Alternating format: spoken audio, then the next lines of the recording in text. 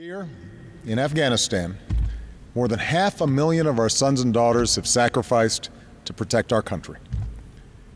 Today I signed a historic agreement between the United States and Afghanistan that defines a new kind of relationship between our countries, a future in which Afghans are responsible for the security of their nation, and we build an equal partnership between two sovereign states, a future in which war ends and a new chapter begins.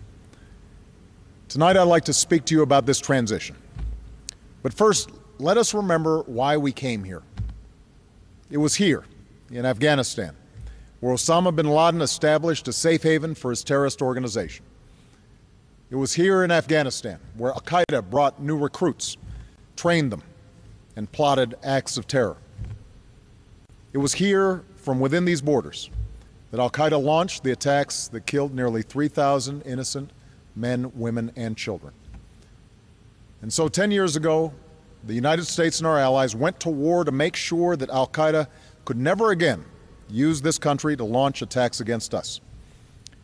Despite initial success, for a number of reasons, this war has taken longer than most anticipated.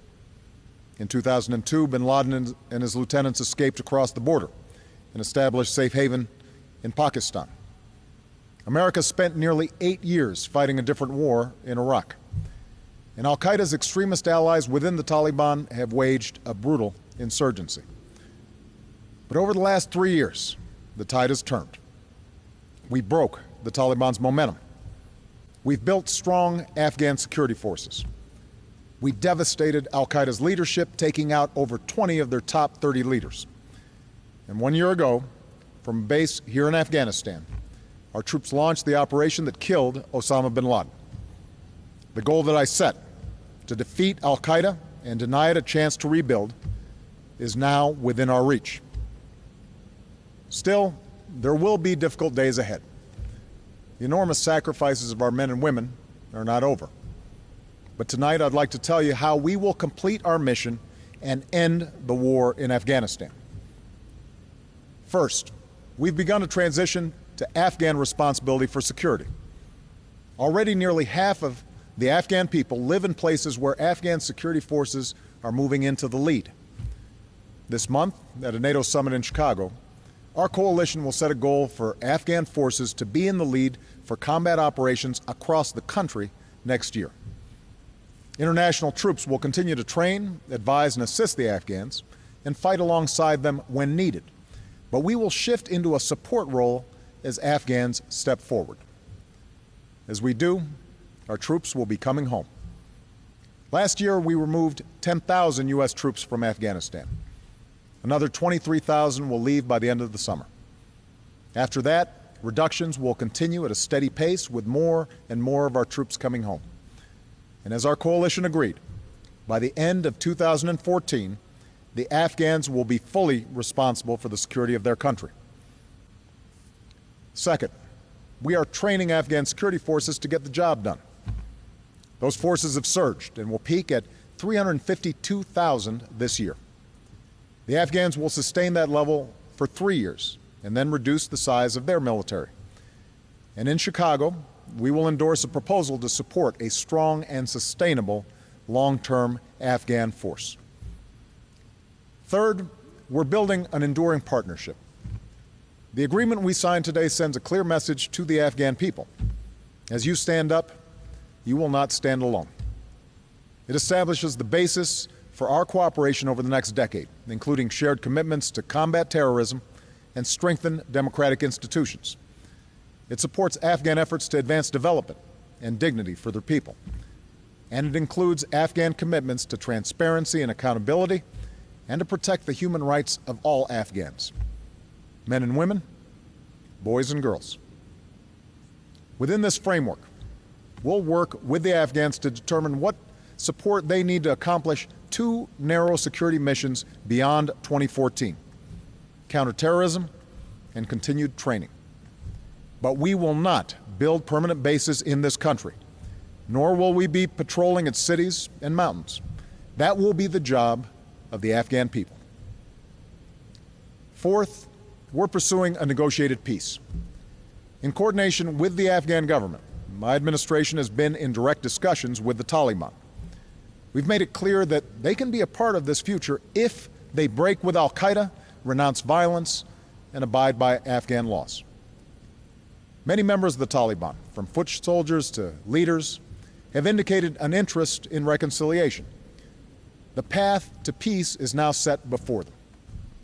Those who refuse to walk it will face strong Afghan security forces backed by the United States and our allies.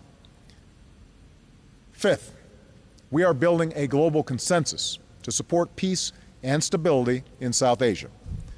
In Chicago, the international community will express support for this plan and for Afghanistan's future. And I have made it clear to its neighbor, Pakistan, that it can and should be an equal partner in this process in a way that respects Pakistan's sovereignty, interests, and democratic institutions. In pursuit of a durable peace, America has no designs beyond an end to al-Qaeda safe havens and respect for Afghan sovereignty. As we move forward, some people will ask why we need a firm timeline. The answer is clear. Our goal is not to build a country in America's image or to eradicate every vestige of the Taliban. These objectives would require many more years, many more dollars, and most importantly, many more American lives. Our goal is to destroy al-Qaeda, and we are on a path to do exactly that. Afghans want to assert their sovereignty and build a lasting peace. That requires a clear timeline to wind down the war. Others will ask, why don't we leave immediately? That answer is also clear. We must give Afghanistan the opportunity to stabilize. Otherwise, our gains could be lost, and al-Qaeda could establish itself once more. And as Commander-in-Chief, I refuse to let that happen. I recognize that many Americans are tired of war. As president, nothing is more wrenching than signing a letter to a family of the fallen. We're looking into the eyes of a child who will grow up without a mother or father. I will not keep Americans in harm's way a single day longer than is absolutely required for our national security. But we must finish the job we started in Afghanistan and end this war responsibly. My fellow Americans, we've traveled through more than a decade under the dark cloud of war.